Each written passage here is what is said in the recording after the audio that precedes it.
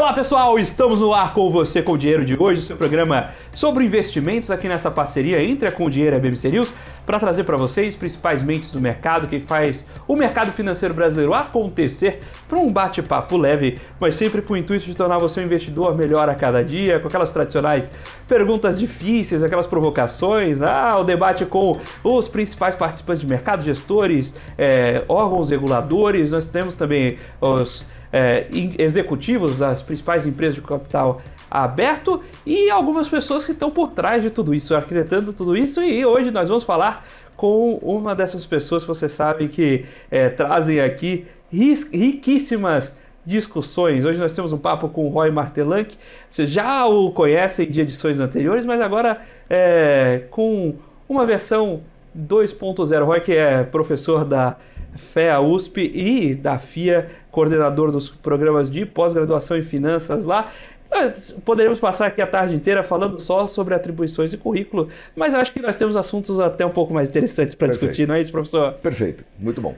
O professor Roy que teve que me aguentar, ele foi meu orientador no mestrado e no doutorado. Foi fácil. A gente, seguramente a gente vai ter uma conversa muito mais sucinta hoje, porque aqui é só uma hora. Não, foi fácil. No teu caso foi tudo super tranquilo, foi tudo direitinho, certinho, sem qualquer discussão mais complicada, porque tem casos mais difíceis. Não, a gente, seguramente a nossa discussão sobre poação com efeitos fixos foi super tranquila. Divertido. Mas, professor, nós estamos aqui, esse programa de hoje, ele está indo ao ar agora, mas o embrião dele aconteceu em dezembro.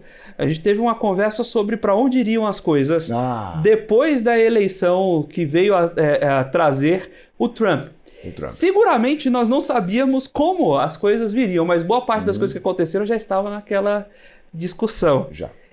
E eu vou começar essa conversa de um ponto que a gente já puxou lá na FIA, inclusive. E eu vou começar devolvendo a pergunta que você capciosamente me fez. Qual é o maior produto de exportação dos Estados Unidos?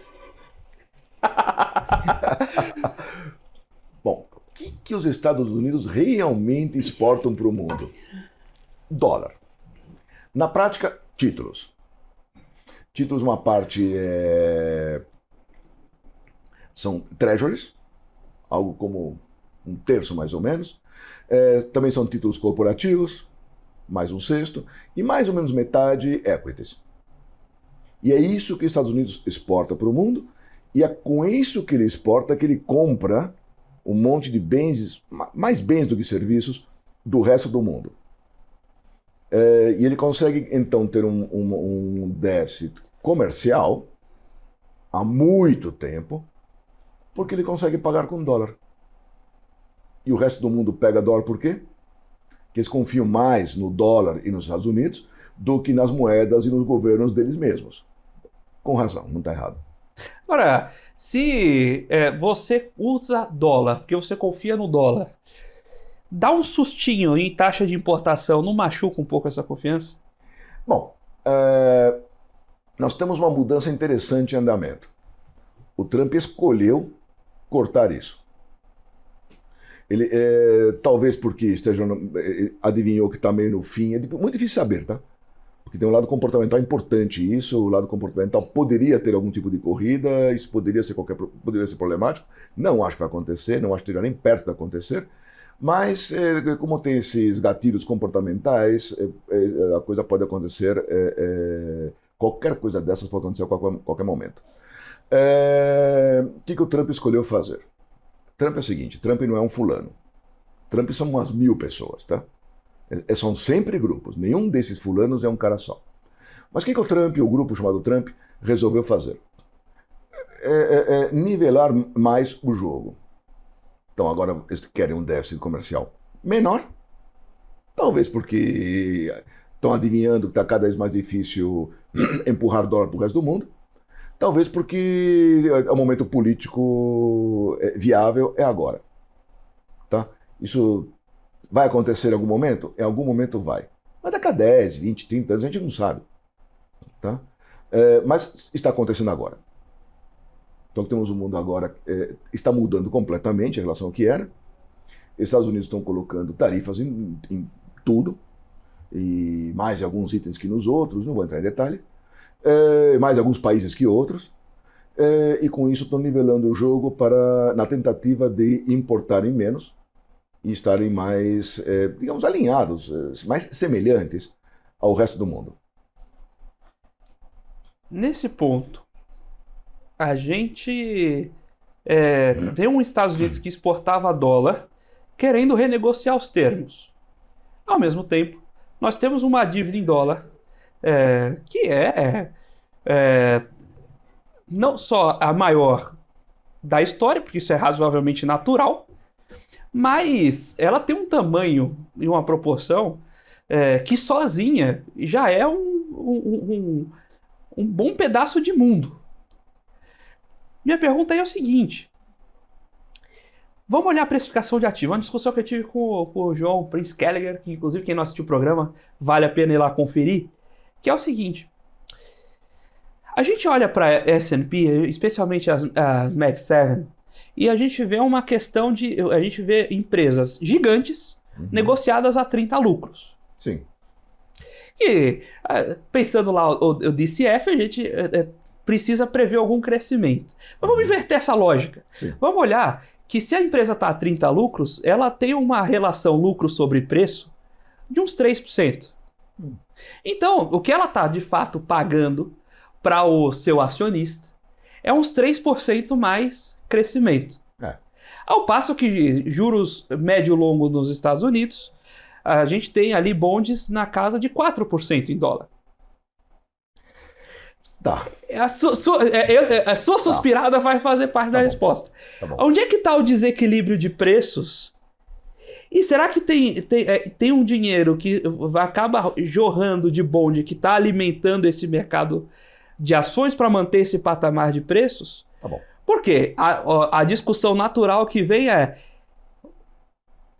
ok, então os Estados Unidos querem reequilibrar a balança comercial, tá ok, então como se financia dólar e, consequentemente, como se financia esse patamar de preço de bolsa? Tá. Vamos lá. Tem muita coisa aí. Não. O conceito da pergunta é muito simples. Eu tenho respondido isso algumas vezes, depende do interlocutor. Não por acaso a pergunta está aqui. Porque ela é importante. Exato. Ela é central. É o seguinte: os juros não são 6% nos Estados Unidos. São. Mas o que você tem que arrancar fora primeiro? Inflação? Imposto. Justíssimo. Supostamente as pessoas pagam imposto de renda. Isso não são todas. Quem tem isenção não paga, lá também tem taxa de cara isento. Quem está no exterior, num paraíso fiscal, talvez não pague nada. Tem muito. Vamos pegar só título público norte-americano no exterior. Ok. Estão onde?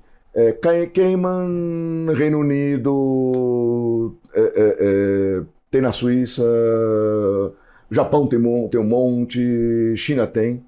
Japão tem mais. Daí, esse dinheiro que está no exterior pode ou não estar pagando imposto de renda, depende do arranjo tributário do local do cara. Em Cayman, obviamente, não paga nada.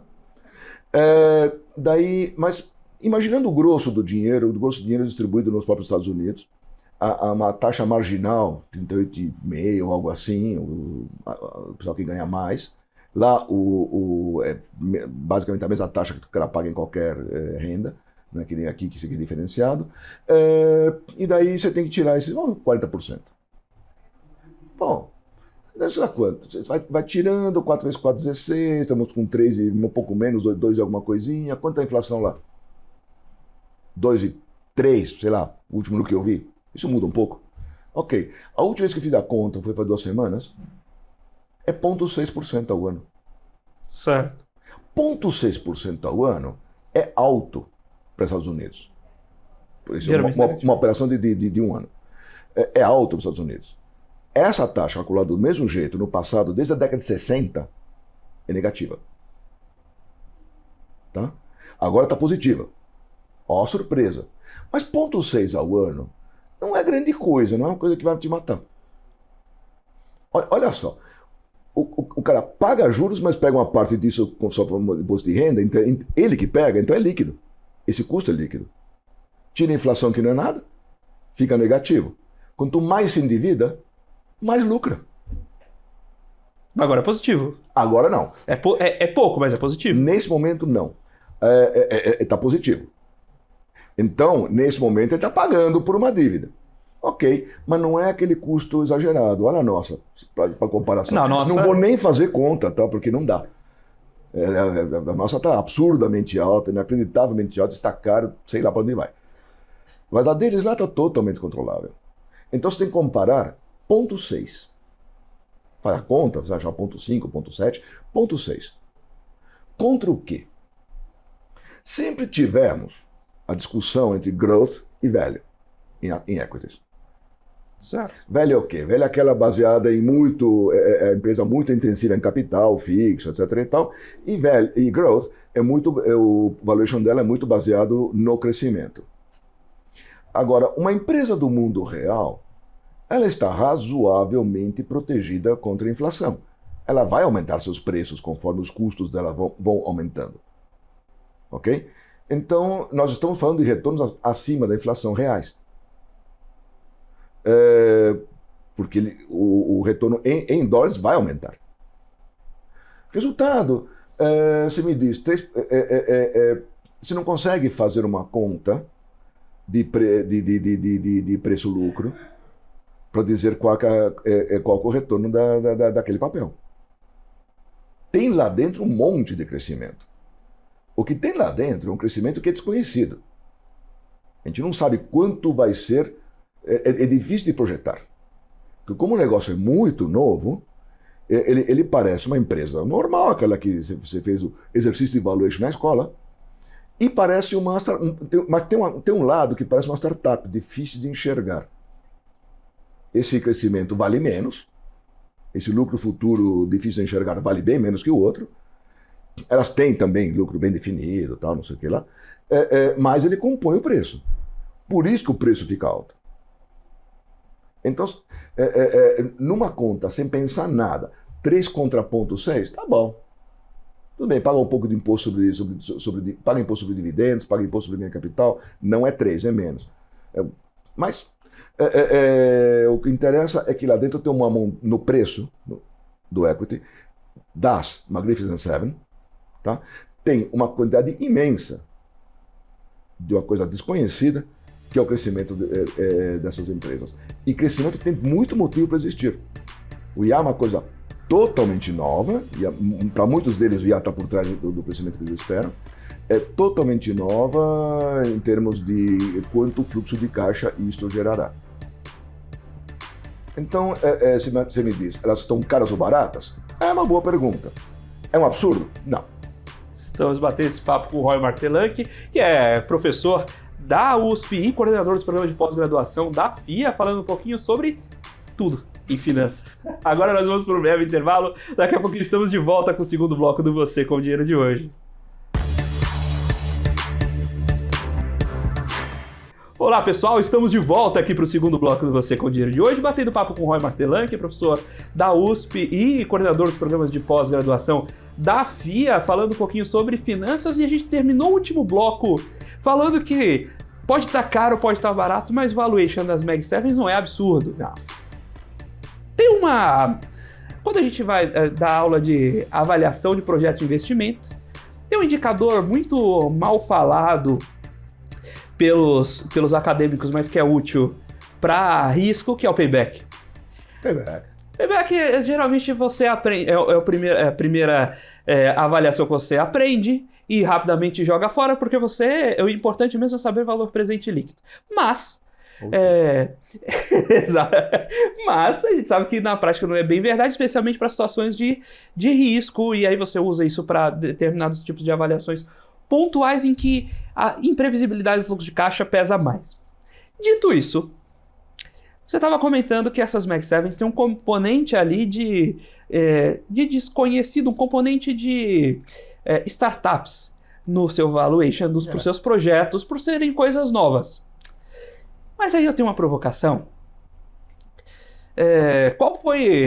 Professor, Qual era a empresa de chips mais proeminente, mais famosa no começo dos anos 2000? Você lembra? Cisco. Possível Cisco, possivelmente Intel. Intel Era muito forte. Intel era boa. A virada dos X76 para os Pentiums foi uma maravilha. E no começo da década de 10? Quem tava? Putz, quem que era 10? Você vai dizer. Qualcomm. Né? Qualcomm, Que era a virada dos chips de celulares, não é verdade? Cara, você é antigo, hein? Ah, é. Aí vem a pergunta venenosa agora, Sim. e qual que é hoje? Tanto faz. Você não investe numa empresa. Você investe numa carteira de empresas. Certo. Você não precisa saber qual delas será a vencedora. Se você investe na carteira, você vai ganhar sempre. Você vai estar investindo na tecnologia. Tem lá 10 empresas brigando pelo IA. Ok. O IA vai ser uma coisa grandona, vai crescer pra caramba, vai ser dominante? Vai. Qual delas vai ser? Não faz diferença. Você põe dinheiro em todas.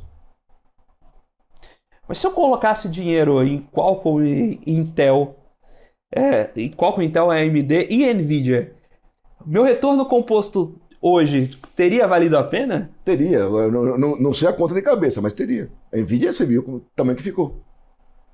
Mas não posso deixar o fragmento de fora. Deixa eu levar você para um outro mundo, talvez seja mais fácil para o pessoal. Manda. Você podia ter comprado Expedia, você podia ter comprado Yahoo, você podia ter comprado Google.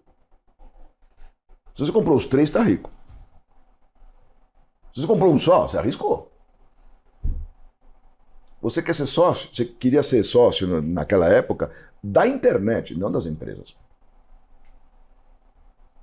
Você comprou mesma coisa, fabricantes de computadores. Eu nem lembro que marcas que tinha na época. Mas você também comprou ações da Apple e de outros que hoje estão muito, muito bem. Então, é claro que quando você diversifica, o teu retorno passa a ser a média daquilo que você comprou. Não é tão brilhante quanto acertar o mosquito voando. Mas eu estou dizendo o seguinte, você não precisa hoje saber quem vai ganhar. Você só precisa saber que a tecnologia que está lá, ela será vencedora. E IA será vencedora. Você não precisa saber quem vai ganhar, mas você não pode se dar o luxo de ficar de fora de alguém. Por exemplo, o meu ponto é... De uma carteira. Meu contraponto do que eu mesmo falei foi... Você não pode... É aquele negócio de você tentar fazer seguro do carro na véspera de ser roubado. Não adianta você tentar acertar. Ok, eu acho... É isso. Eu, pessoalmente, posso achar que a Nvidia tá cara. Mas se você vai comprar uma cesta de IA, você não vai lá e pique em Nvidia de fora. Vai que é ela e você. Não dá pra saber. Não dá pra saber. E justamente por isso, ter todo mundo na carteira tem mais cara é mais uma gestão do seguro do que a análise da mosca branca de olho azul. É isso, é Finança 101, é diversificação. Você pode arriscar, você pode mudar um pouco os pesos, eu acredito mais nessa empresa do que na outra. Está caçando alfa. Mas o jogo principal é e sempre foi diversificação. Você põe todos. Tecnologia é boa? Vamos nela.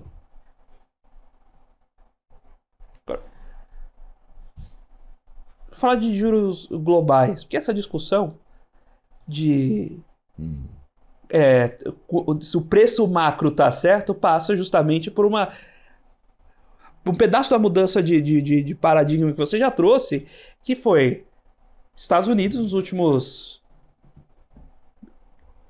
N anos, seja ele provavelmente tudo que é relevante, porque a economia pré-século XIX provavelmente não vai determinar o que a gente está discutindo aqui agora, vinha por ser negativo.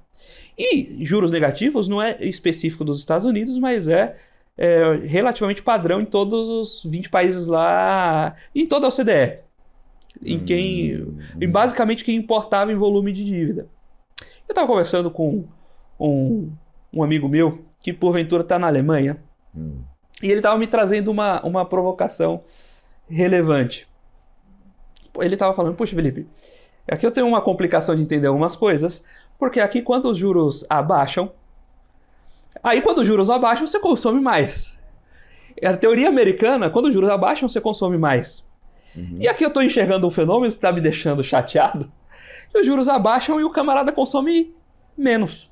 Porque ele, com menos juros, tem uma menor previsibilidade de renda e aí ele fica mais conservador ainda. Acontece que a gente está tendo uma Europa, que é um pedaço não desprezível de economia, vivendo ali dificuldades, trancos e barrancos desde aqueles artigos que a gente estava usando na disciplina de banking. Que além de todos esses ruídos que a gente vê em Estados Unidos, que são até mais...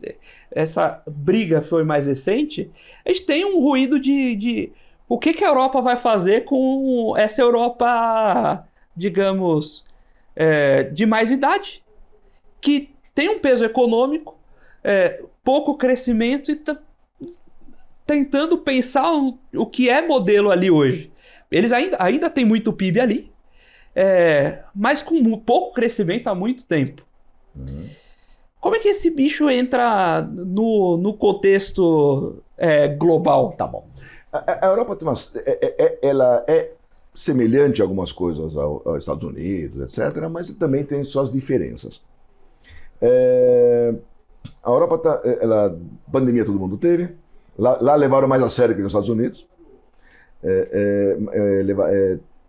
Então, depois da pandemia, tivemos a guerra da Rússia, da invasão da Ucrânia, o que para a Europa significa que cortou o gás. Tiveram que trazer gás desesperadamente de onde tinha, que é Estados Unidos. A Europa ela tem problemas estruturais interessantíssimos. Tá? Um deles é difícil na Europa obter o capital necessário para você ter investir em operações de tecnologia um pouco mais difícil de prever. Tem um caso recente da Bolt. Bolt é um concorrente europeu do Uber. Não consigo levantar capital na Europa. Diz que bateram em todas as portas. Não, ninguém tem apetite, os VCs deles não têm apetite para isso. Beleza. Fomos aos Estados Unidos, na hora. Arrumou investidor. A Europa é meio parada. A Europa, ela em 2000 e alguma coisinha, resolveu que ia trabalhar com inovação também, não é só os Estados Unidos, não sei o que, quanto lá. Fizeram nada. O governo fica estimulando inovação. O que significa estimular inovação? Subsidiar os caras. Aí eles viram o quê? Especialistas em fazer projetos e relatórios. Mas cadê a inovação? Tem um pouco, e tem, na Europa tem coisas interessantíssimas acontecendo, mas não em quantidade suficiente. Então essa é uma doença que tem lá. Mercado de capitais na Europa. Quem está abrindo capital agora está preferindo o Nasdaq. Os europeus. Alguns estão migrando. Está hiperregulado. A Europa virou está sofrendo com hiperregulação. Os europeus reclamam que não conseguem fazer nada, porque tudo tem uma regra que não deixa. Então é claro que não vai para nenhum lugar. Vai se o governo botar um monte de dinheiro, como a Alemanha vai fazer agora. Mas se não, vai para onde? Aí você me diz, puxa, você vai investir na Europa? O que eu escuto na Alemanha? Ah, não, a Alemanha não dá certo não, é muito perto da Rússia. Eles vão ter que resolver o problema que eles têm. Só que para resolver o problema, vamos precisar botar a mão no bolso. Aquele negócio hoje não se mexe para nenhum lado. Então, sei lá quantos anos ainda vai durar, porque a coisa não anda. Nem para cá, nem para lá. Você sabe como é que guerras terminam? Quando um lado vence. Quando um lado vence, a guerra termina. Se ninguém vence, a guerra continua. Aí você tem uma trégua de muitos anos, depois continua. Então, aquilo vai estar perturbando a Europa por um tempão, pelo jeito, mesmo que assine uma trégua. Hiperregulada, mercado de capitais com pouco apetite. Você tem muita educação, mas não tem esse drive, esse instinto para quebrar as barreiras, criar coisas e fazer acontecer. Ou tem, mas não é suficiente. Ok? Então a Europa está sofrendo, ela olha para os Estados Unidos, nesse nosso mundo, com inveja. Caraca, tudo dá para fazer lá. Tudo os caras fazem, tudo agora estão crescendo, estão felizes da vida, agora estão mudando a política deles comercial, de repente. Aí o resto do mundo fica chateado e quem fica chateado. E a Europa fica lá, ou só um pouco parada, um pouco assustada, um pouco sei lá o que eu vou fazer. E ao mesmo tempo na Europa tem uma coisa nova que pouco se fala, está crescendo uma direita popular. A direita lá sempre foi mais conservadora, não sei o que lá e tal, beleza. A clássica. Está surgindo uma direita popular. De um pessoal que diz uma coisa engraçada. Caramba, quer dizer que precisamos subsidiar o meio ambiente, depois uma guerra, depois que mais que precisa pagar e eu. Eu e o meu futuro, cadê? Então, isso está acontecendo em vários países ao mesmo tempo, não digo todos, mas em muitos países ao mesmo tempo, porque é o mesmo sentimento que as pessoas têm, as conversam entre elas. Acaba tendo um sentimento mais ou menos parecido, suficientemente homogêneo para ser uma coisa nova que está acontecendo lá. Como é que a União Europeia, a Comissão Europeia está reagindo? Está cheio de gente chateada com isso. Mas eles descobriram que ou eles levam desenvolvimento real, econômico, que não é só consumo, tá? Também é tornar as pessoas efetivamente produtivas, para mais gente, que não adianta dar uma mesadinha para o cara ficar quieto, o cara quer participar, o cara quer crescer, ou faz isso, ou eles vão ser substituídos. Eles vão se defender. E as demais bandeiras estão mais paradas lá. A ESG deu uma recuada. Não é por causa do Trump. Por causa interna. Por causa dessa turma toda que está chegando, que vai ocupar o espaço se precisar. Porque ESG custa caro. Tá? Agora o cara tem que escolher. Clima, que o resto do mundo não está colaborando, então está sozinho, brigando por uma coisa, ou o teu eleitorado que vão te substituir na próxima eleição. Estou indo para desenvolvimento. É bem claro, e está cheio de gente chateada com isso, dizendo que não, imagina, que absurdo, não sei o que lá. Mas claramente está indo para esse lado. Então a Europa tem lá seus movimentos próprios, tá? Ainda tem muito para dar, tem muito conhecimento, muita tecnologia, tem muito investimento que pode ser feito, vai ser feito, está sendo feito. Tem os problemas deles para resolver. Tá? Eu diria que o principal é que eles são lentos. Eles não conseguem, como grupo, eles têm uma dificuldade imensa, devido à hiperregulação, então uma dificuldade imensa de se pôr em movimento. Isso está custando caro. Estamos batendo esse papo com o Roy Martelan, falando um pouquinho sobre finanças aqui no Você com o Dinheiro de hoje. Agora nós vamos para um breve intervalo. Daqui a pouquinho estamos de volta com o terceiro bloco do programa.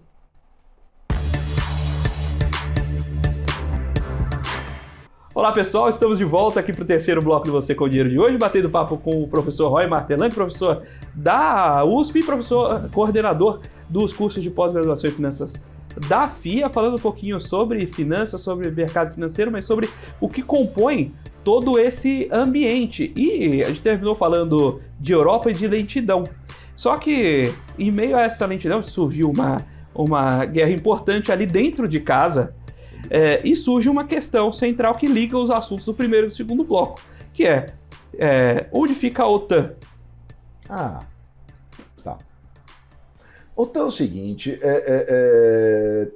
é verdade que os norte-americanos, Estados Unidos, depois da Segunda Guerra Mundial, ficaram com um baita exército na Europa para garantir, e tinha o russo chegando, e é verdade também que eles têm pagado a maior parte da conta há muito tempo. E faz muito sentido, já que o problema que quem tem que se defender é a Europa, faz muito sentido ela assumir essa função. E essa briga da OTAN? Os Estados Unidos está querendo tirar o pé do orçamento militar? Nem parece estar tirando muito o pé, mas ele quer que o outro contribua. Afinal de contas, o outro está sendo defendido, o parceiro, né? Faça a sua parte, é a conversa. E o europeu, por muito tempo, se acomodou. nessa de pacifismo, não sei o que lá, ou então vou gastar pouco, orçamento apertadinho, não sei o que lá, tem gastado menos em proporção e agora está sendo, isso também está sendo, digamos, normalizado. Uma outra discussão de OTAN que aparece é se a Ucrânia vai entrar ou não na OTAN. Não faz diferença nenhuma ela entrar na OTAN ou não. Basta ela receber apoio suficiente para que a economia russa não passe por cima da economia ucraniana, que são maiores. Basta receber apoio suficiente que mostraram por A mais B que sozinhos mesmo conseguem segurar o russo. Então, a própria OTAN não tem tanta função mais.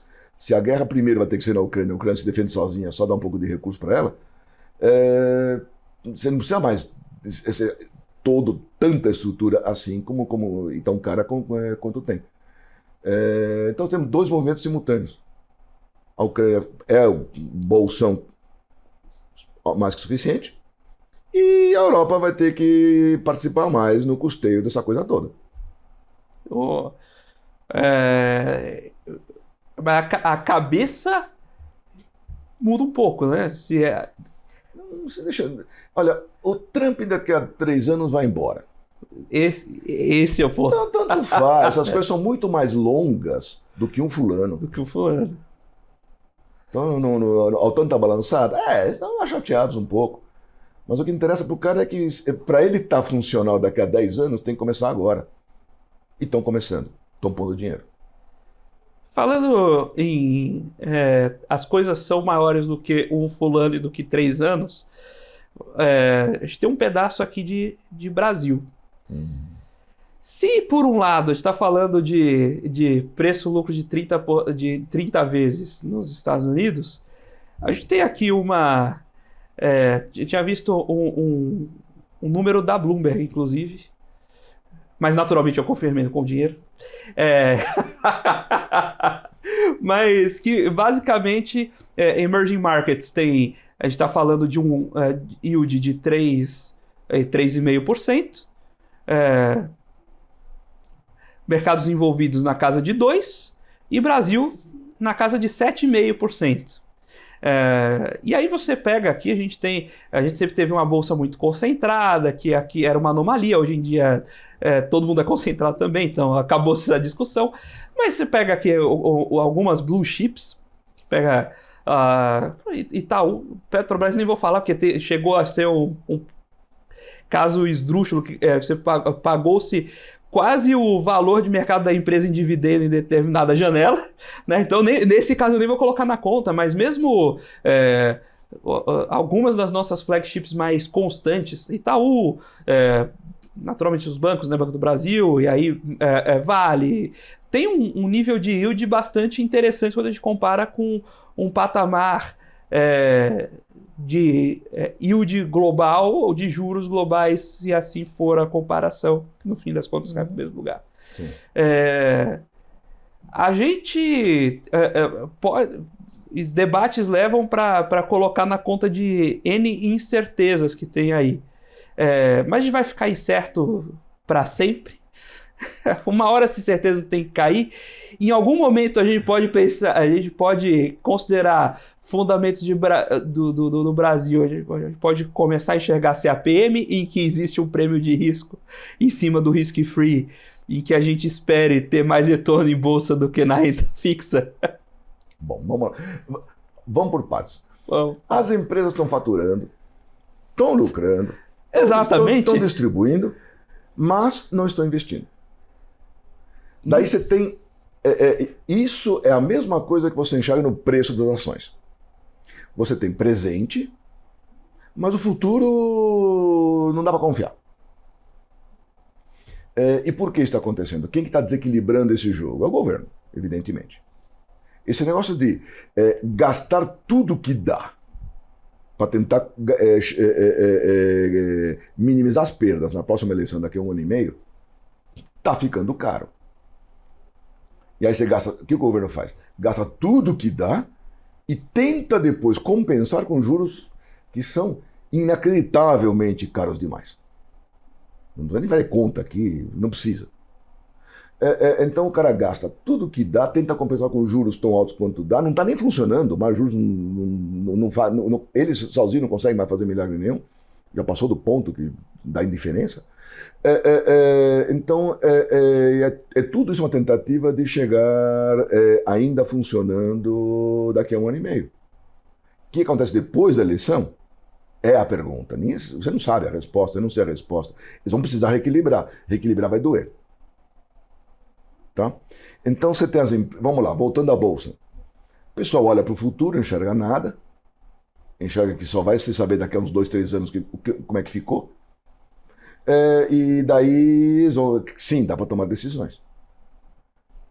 Ao mesmo tempo, o governo gastando tudo que dá, as pessoas estão comprando. O desemprego está baixo, a receita está alta, os lucros estão bons, o presente está tranquilo. O presente não está triste. Você só não confia no futuro. E é esse o desequilíbrio. Se eu tenho um presente bom e eu não confio no futuro. Sim. Tem 2 pontos aí. Primeiro, eu não já deveria ajustar algum preço pelo presente? Porque o componente de futuro... vamos lá, vamos pensar no nível de taxa de retorno que a gente tem. O futuro 7 ou 8 anos, né? Não tá dado que tá bom? Essa é uma pergunta. Outra pergunta okay. É o contrário. Aí, ok. Por quê? Por outro lado, é o seguinte, que empresa... A gente tem Selic hoje a 14,75, se a gente pega a curva para 4, 5 anos, 14, 13,5. Que seja. Quem tem ROIC para comportar Selic de 14%, 13,5% nos próximos anos? Perceba que as 2 perguntas são oposições nas respostas, mas okay. por isso que eu tenho convidados inteligentes. Bom, primeiro, Selic é boa para se discutir preço de ação, mas não é boa para você fazer investimento a longo prazo. Pensa mais em NTNB. Justiça. Que é IPCA, mas que está alto do mesmo jeito, é problemático igual. Eles são um reflexo do outro, mas a NTN te dá um prazo mais parecido com o prazo de avaliação de investimentos que você precisa fazer para justificar os investimentos. E te dá proteção da inflação que o teu investimento também tem, porque o teu preço vai acompanhar o custo, teoricamente. Mas ok. Como é que se faz um valuation mesmo? Bom, usando DCF, tá? Porque múltiplos é outra coisa, mas usando DCF, como é que se faz um valuation mesmo? Você projeta a situação atual. Se tudo ficar como está, dá um tanto. Dá um número, vai ser melhor. É o primeiro argumento teu. Pô, é bem mais alto do que temos hoje. Entretanto, isso será assim, porque isso é uma projeção passiva. Você tem uma série de forças ativas em atuação. Uma delas será uns clássicos, vai fazer uma lista rápida. A tua estratégia. Você não vai fazer a mesma coisa daqui a 3 anos do que você faz hoje. Você tem uns planos. O teu concorrente também tem planos. Então aí a briga é boa. Ou não. Alguém vai ganhar, alguém perder. Olhando lá do macro, que é a tua pergunta. O que vai acontecer? Para onde que o governo vai se mexer com o nosso dinheiro? Na hora que você não consegue responder a pergunta, a maior parte do pessoal vai fazer cenários que não são positivos. Que o governo de repente vai começar a acertar? Ou de repente vai continuar gastando os tubos, mantendo os juros altos demais. Tá parecendo a segunda. Até a eleição, pelo menos. O que acontece depois? Vai ter ajuste. Que tipo? Que tamanho? Não sabemos nem quem vai ganhar. Quem vai fazer o ajuste é quem vai ganhar. Então, você não tem a resposta para essa pergunta para valer. Você sabe que vai vir. E isso modifica a tua projeção simples, mecânica, da situação e do crescimentozinho de curto prazo de hoje. Ok?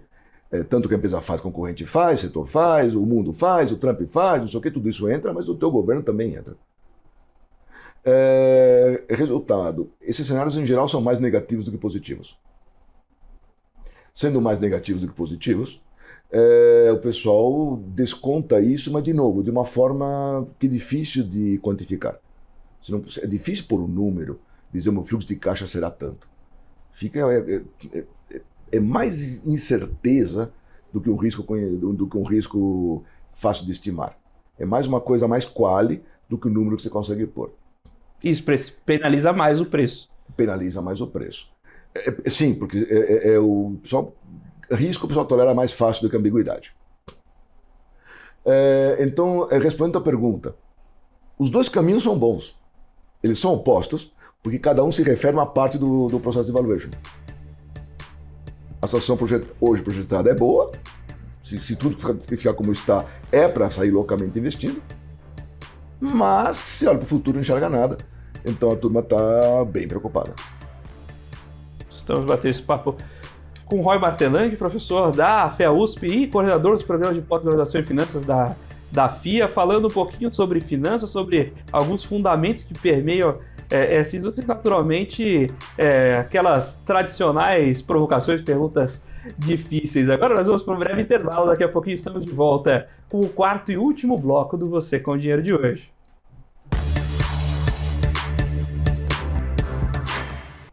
Olá pessoal, estamos de volta aqui para o quarto e último bloco do Você com Dinheiro de hoje, com a participação mais do que especial aqui do professor Roy Martelang, falando sobre finanças, falando sobre investimentos, falando sobre cenário, e eu tenho a oportunidade de trazer aqui algumas perguntas que em poucos espaços a gente pode debater, essencialmente sobre pontos fundamentais propriamente, né? A gente acaba no dia a dia tendo discussões mais operacionais, e é bom poder ter um interlocutor para ir onde as dores realmente estão. E eu comecei falando muito de Estados Unidos e de dólar e de dívida. E dívida passa pela esperança de receber no futuro. Uhum. E nós estamos num mundo de crescimento global de dívida recorrente. Em algum momento a gente vai precisar receber esse dinheiro ou dá para continuar rolando as expectativas? Olha, vamos lá fazer uma analogia rápida. Você lembra aqueles modelinhos que todo mundo estuda, de estrutura ótima de capital, de empresa? Ah, sim. Lembra? É coisa do livro. Lembra? A ideia qual que é? Que aquele nível de endividamento da empresa será o mesmo para sempre. Certo. Aí você calcula WACC, aquelas coisinhas todas. Ok. Para países não tem um modelo de estrutura ótima de capital de país, tá? Mas o conceito é o mesmo. Essa dívida de país não é para ser paga. O pessoal diz, não, mas não consegue pagar. Claro, não é para pagar. E, além do que, se vai pagar com o quê? Como é que o governo vai pagar brasileiro? Isso vale para qualquer lugar. Como é que o governo brasileiro vai pagar pelos títulos públicos se você quiser um resgate? É com outro título público. Chama dinheiro. Só que não paga juros. Vai te dar dinheiro, que é a mesma coisa. Ou então ele pode te dar coisas, objetos. Isso chama, ok, poderia ser, mas o que você quer do governo? Você não quer comprar nada do governo. Ok? Isso olhando cada país isoladamente, é isso. É um dinheiro que não precisa ser pago, nem tem. Vai pagar com o quê? Com a mesma coisa. O que você tem, às vezes, uma discussão entre países, né? O cara tem uma dívida em outra moeda, em outro país, tem reservas, isso aí começa a ter jogo. O nível de endividamento não é muito relevante. Uma frase perigosíssima, tá? Altamente perigosa, porque eu posso também...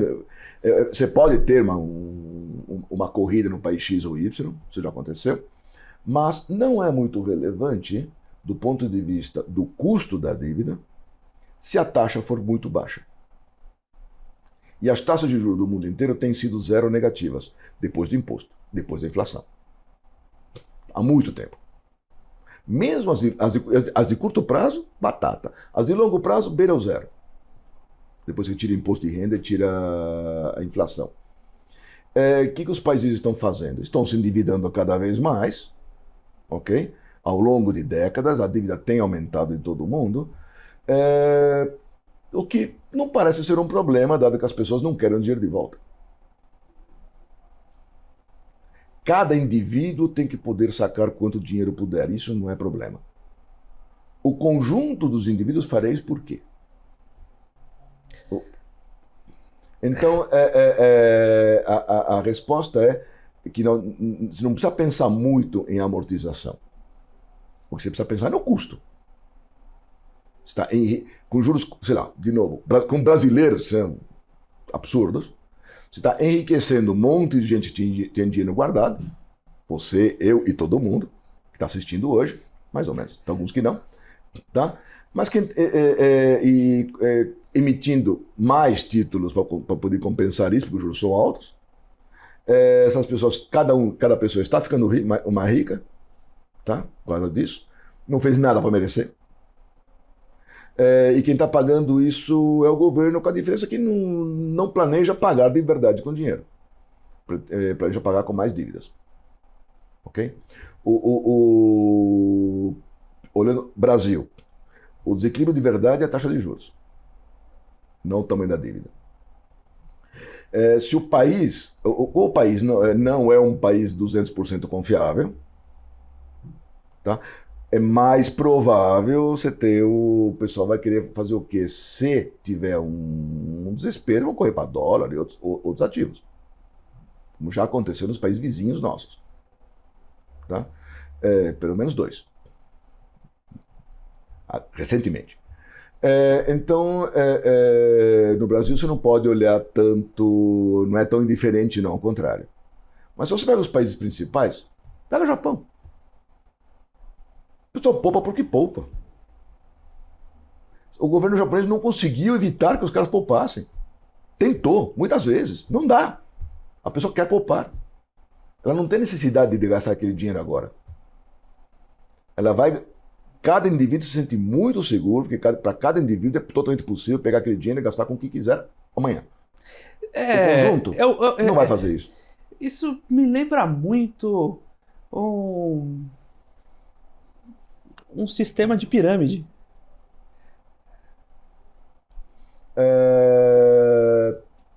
Esse é o argumento de por que a dívida poderia ser alta demais. Tá? Se todo mundo põe dinheiro lá dentro, mesmo com juros zero, e está todo mundo feliz com isso, eventualmente, quer dizer, você pode imaginar que não tem muito sentido, né? Poxa, é para sempre isso? Quer dizer, 1000% do PIB? Mas você tem que olhar fluxo. Fluxo de entrada, que é bem gradual, e fluxo de saída, que tem sido negativo. Os caras não estão gastando esse dinheiro, ao contrário, estão pondo cada vez mais. Uma hora qualquer, o teu único problema é se você precisar amortizar o pessoal meio rápido. Se muita gente precisar gastar aquele dinheiro de uma vez. Mas esse tem um problema na economia. Porque a pessoa, quando você tem vários países, ok, o pessoal pode querer para dólar, etc. E tal, mas pega os países principais, a pessoa consegue fazer o que com esse dinheiro? Comprar coisas. Só. Se não tem coisa suficiente... Não vai comprar coisas. Não tem como... Se a dívida for 300% do PIB global, você não vai ter o saque em um ano de toda a dívida, porque simplesmente você não tem PIB global para comprar aquele nível de dívida. Aí você tem uma explosão inflacionária, o dinheiro desaparece sozinho. Não tem o que comprar com isso. Ou, sei lá, os imóveis... Mas também não vai fazer isso. Então não tem objetos para comprar. Então esse fluxo vai para onde? Que fluxo é esse que não vai para nenhum lugar? Não vai. Muito bem, professor. Por incrível que pareça, a gente está caminhando para o final. Queria agradecer imensamente aqui mais uma vez sua participação, conhecendo a nova versão do estúdio. Muito bom, muito bonito. Aí a porta está absolutamente aberta. Eu queria eventualmente tornar essas conversas quase periódicas, né? Sempre assuntos muito bons. E naturalmente eu tenho que deixar aqui o espaço, fique à vontade para convidar também quem está assistindo a gente conhecer os cursos lá da FIA, conversar com nossa audiência, deixar suas mensagens, considerações finais. O espaço é seu. Bom, obrigado pelo convite, transformar isso numa conversa recorrente, estou sempre aberto, você sabe. Não sei se vai ter tanto tema assim, mas enfim, vamos lá. Sim, a gente coordena uma quantidade até razoável de cursos de finanças e agora de economia comportamental na FIA, no PENFIA. E todo mundo está assistindo, estamos abertos a recebê-los lá, assim como o Felipe está aberto a receber todo mundo aqui. Maravilha, professor. Um grande prazer. Muito obrigado mais uma vez pelo bate-papo. Muito obrigado.